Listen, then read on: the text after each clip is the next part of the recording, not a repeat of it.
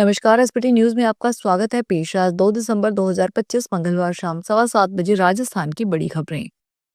राजस्थान सरकार राज्य की ढहती धरोहरों को बचाने के लिए बड़ी मुहिम शुरू कर रही है। शेखावटी, नवलगढ़, सीकर, जैसलमेर, बीकानेर, जयपुर, झुंझुनू और चूरू में मौजूद 9 से 10,000 हवेलियों में से ज्यादातर प्रवासी राजस्थानियों की है, जो जीर्ण शीर्ण अवस्था में पहुंच चुकी है। कई पर कब्जे हो गए हैं, जबकि कुछ को तोड़कर कमर्शियल कॉम्प्लेक्स बना दी गई हैं। प्रवासी राजधानी दिवस से ठीक पहले मामला मुख्यमंत्री तक पहुंचा तो हवेलियों को संरक्षित करने की दिशा में तेजी आई। सरकार चाहती है कि इन हवेलियों को स्थायी आमदनी के मॉडल से जोड़ा जाए और हेरिटेज टूरिज्म में विकसित किया जाए। प्रवासी राजस्थानियों को भरोसा दिया गया है कि बेहतर इंफ्रास्ट्रक्चर और सुरक्षा देकर वे हवेलियों का पुनर्निर्माण आसानी से कर सकेंगे। राजस्थान में पंचायती राज संस्थाओं के चुनाव से पहले ग्रामीण जनप्रतिनिधियों का गुस्सा लगातार फूट रहा है। विपक्षी पार्टी कांग्रेस पंचायती राज चुनावों को लेकर सत्तारूढ़ बीजेपी सरकार पर पहले से हमलावर हो रखी है। इस बीच सूबे से करीब 325 से अधिक पंचायत समितियों के प्रधानों का कार्यकाल भी आगामी 10 दिसंबर को समाप्त हो रहा है। इन प्रधानों की मांग है कि उन्हें भी सरपंचों की तर्ज पर पंचायत समितियों का प्रशासक घोषित किया जाए, ताकि ग्रामीण इलाकों में विकास कार्यों की रफ्तार थमे नहीं। निर्वाचन आयोग ने विशेष गहन पुनरीक्षण कार्यक्रम को लेकर एक बड़ी राहत दी है। उन योग्य मतदाताओं को बिल्कुल भी घबराने की जरूरत नहीं है, जिनका नाम या उनके किसी करीबी रिश्तेदार का नाम वर्ष 2002 की मतदाता सूची में शामिल नहीं है। आयोग ने लोकतंत्र के इस महाअभियान को सफल बनाने और यह सुनिश्चित करने के लिए कि कोई भी योग्य मतदाता छूटे नहीं और कोई भी अयोग्य मतदाता सूची में शामिल न हो, इसके लिए 13 वैकल्पिक दस्तावेजों को मान्यता दी है।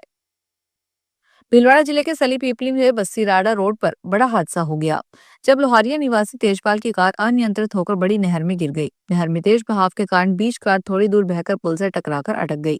हादसे के वक्त तेजपाल कार के अंदर था, लेकिन दरवाजे का शीशा खुला होने से वह खिड़की से बाहर कूद गया और उसकी जान बच गई। सूचना पर बस्सी आड़ा चौकी से पुष्पेंद्र सिंह व मोटा गांव थाने से हेमंत सिंह, संजय पाटीदार और विजय सिंह मौके पर पहुंचे और भीड़ हटाई।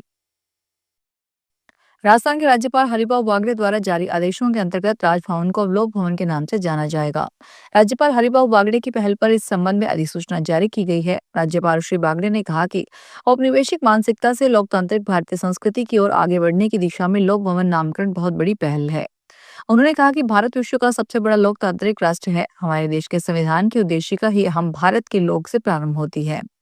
लोकतंत्र में लोक ही प्रमुख है, इसलिए राज्यपाल का कार्यस्थल अब लोक भवन के नाम से जाना जाएगा। राजस्थान के मुख्यमंत्री भजनलाल शर्मा 5 दिसंबर को श्रीगंगानगर दौरे पर रहेंगे। मुख्यमंत्री इस दौरान फिरोजपुर फीडर के पुनर्निर्माण कार्य का शिलान्यास करेंगे। यह परियोजना गंग नहर के नहरी तंत्र को मजबूत बनाने की दिशा में एक बड़ा कदम मानी जा रही है। सरकार का कहना है कि इससे गंग नहर में वर्ष भर पर्याप्त पानी की आवक सुनिश्चित होगी और किसानों को रबी और खरीफ दोनों सीजन में सिंचाई के लिए बेहतर उपलब्धता मिलेगी। योजना के तहत आरडी 0 से 168.230 तक सीसी लाइनिंग का काम, 2 हेड रेगुलेटरों का पुनर्निर्माण, हम एक नए हेड रेगुलेटर का निर्माण, एक क्रॉस रेगुलेटर का पुनर्निर्माण, 19 वीआरबी और डीआरबी का पुनर्निर्माण तथा 3 रेलवे क्रॉसिंग ब्रिज के पुनर्निर्माण जैसे कार्य किए जाएंगे। अजमेर में चोरी की वारदातें लगातार बढ़ रही है। शहर के हरिभाऊ उपाध्याय नगर थाना क्षेत्र स्थित एक इंजीनियर के मकान चोरी की वारदात सामने आई है। इंजीनियर अपने परिवार सहित बेटी की शादी में रांची गया हुआ था। इस बीच चोरों ने सोने चांदी के जेवरात चोरी कर लिए। चोरी हुए माल की कीमत 4 लाख रुपए है। हरिभाऊ उपाध्याय नगर थाना पुलिस ने इंजीनियर की शिकायत पर जांच शुरू कर दी है। हरिभाऊ उपाध्याय नगर थाने में एएसआई जयलाल ने बताया कि हरिभाऊ विस्तार नगर में रहने वाली राजन कुमार सिन्हा की ओर से मुकदमा दर्ज करवाया गया है। भरतपुर के रूपवास में रसद विभाग ने अवैध रूप से घरेलू सिलेंडर बेचने और अवैध रूप से गैस भरने वाले व्यापारियों के खिलाफ कार्रवाई की है। रसद विभाग ने टीम में 3 दुकानों से 28 सिलेंडर जब्त किए। कार्रवाई के दौरान एक व्यापारी दुकान छोड़कर ही भाग गया। कई दिनों से रसद विभाग को अवैध सिलेंडर व्यापार की शिकायत मिल रही थी। रसद विभाग के प्रवर्तन अधिकारी प्रदीप कुमार शर्मा ने बताया कि हमारे पास कुछ शिकायतें मिल रही थी। रूपवास कस्बे में बस स्टैंड के पास कुछ व्यापारी दुकानदारों में सिलेंडर इकट्ठा कर अवैध रूप से सिलेंडर बेचने का व्यापार कर रहे हैं। आरपीएससी आरएएस भर्ती परीक्षा 2024 की साक्षात्कार प्रक्रिया में भी फर्जी दिव्यांग प्रमाण पत्रों के दुरुपयोग को रोकने के लिए विशेष सतर्कता बरत रहा है। आयोग आरएएस भर्ती 2023 की भांति आरएएस भर्ती 2024 के साक्षात्कार में शामिल होने वाले दिव्यांग अभ्यर्थियों के दिव्यांगता प्रतिशत और प्रकार की पुष्टि के लिए पुनः मेडिकल बोर्ड के माध्यम से नई मानक संचालन प्रक्रिया के अनुसार सघन जांच करवा रहा है। जांच के दौरान लो विजन और हाई हियरिंग के मामलों में कई प्रकार की विसंगतियां पाई गई है। चित्तौड़गढ़ के कपासन में सटोरिया बालमुकुंद इनानी ने और उसके सहयोगियों पर ईडी ने छापा मारा। मामला ऑनलाइन गेमिंग से जुड़ा बताया जा रहा है। पुलिस ने पिछले दिनों सटोरिया बालमुकुंद इनानी के प्रॉपर्टी की लिस्ट बनाकर न्यायालय में पेश की थी। ऑनलाइन गेमिंग से करोड़ों रुपए की प्रॉपर्टी बना डाली। सटोरिया बालमुकुंद इनानी दुबई से ऑनलाइन गेम चला रहा था। इनानी समेत उसके सहयोगियों के घर पर भी सर्चिंग चल रही है। किसानों और मजदूरों के नाम पर खाते खोलकर करोड़ों का लेन देन किया गया था। इनानी की गैर कानूनी कमाई से अर्जित सभी संपत्तियों की ईडी पहचान कर रही है। जैसलमेर में सम सैंड ड्यून्स क्षेत्र में पर्यटन का चरित्र तेजी से बदल रहा है। पर्यटन की झोली में आने वाले करीब 1800 करोड़ में से रेतीले धुरों के चुंबकीय आकर्षण से भी हर साल 300 करोड़ शामिल हैं। अब सैंड ड्यून्स के पास बने रिजॉर्ट में जिम्मेदार और सुरक्षित पर्यटन की नीति पर ध्यान दिया जा रहा है। इसी सोच के तहत कई प्रमुख रिजॉर्टों ने अपनी बुकिंग नीति बदलते हुए सिर्फ फैमिली या कपल पर्यटकों को ही टेंट कॉटेज उपलब्ध करवाना शुरू किया है। संचालकों का कहना है कि यह कदम पर्यटक सुरक्षा, मरु पर्यावरण की स्वाभाविक शांति और सम के विशिष्ट अनुभव को सुरक्षित रखने के उद्देश्य से उठाया गया है। मद्रास हाईकोर्ट ने चेन्नई की कंपनी टीवीएल एटीज साबू थॉमस कॉन्ट्रैक्टर को मेल पर नोटिस देने के बाद जवाब नहीं मिलने पर अर्थदंड लगाने के मामले में अपील पर सुनवाई कर महत्वपूर्ण निर्णय दिया है। कोर्ट ने जीएसटी के अधिकारियों को निर्देश दिया है कि बकाया वसूली के लिए सिर्फ मेल पर नोटिस भेजकर औपचारिकता पूरी करने की जगह कारोबारी के पास उसकी हार्ड कॉपी भी भेजें। उन्हें बताया कि उनके खिलाफ कार्रवाई हो सकती है। इसके लिए रजिस्टर्ड डाक का प्रयोग हो। इससे कारोबारी बैंक खाता या दुकान सीज होने से पहले ही अपनी बात रख सकेंगे।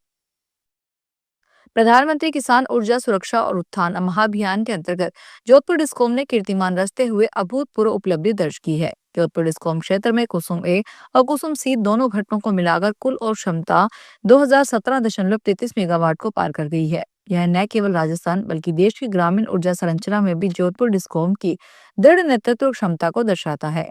डिस्कॉम के प्रबंध निदेशक डॉक्टर भंवरलाल ने बताया कि कुसुमे में अब तक 240 संयंत्र स्थापित हो चुके हैं, जिनकी संयुक्त क्षमता 336.25 मेगावाट है।